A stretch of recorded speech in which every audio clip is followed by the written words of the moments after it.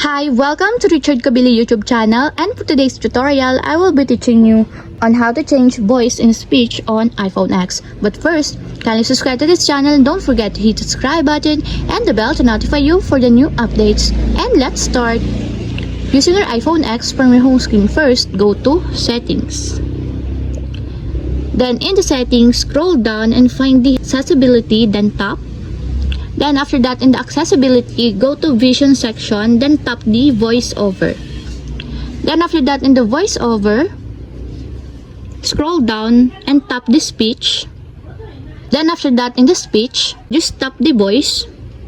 Then after that, in this part, you can now select the speech that you want. For example, you want to change it from Daniel to eloquence. Then all you have to do is just tap it. Then select the speech or the English version that you want to choose. For example, you want the Eddie. Just tap it until there's a check mark on the side. And if you're done, just change it back. And as you will see that the eloquence is now enabled. And if you want to change it from eloquence to Karen, just tap the Karen. Then tap the Karen also until there's a check mark on the side. And as you will see that the Karen is already enabled in your speech for the English version in the Australia.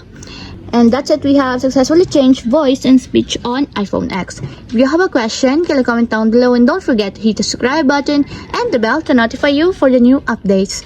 And thank you for watching.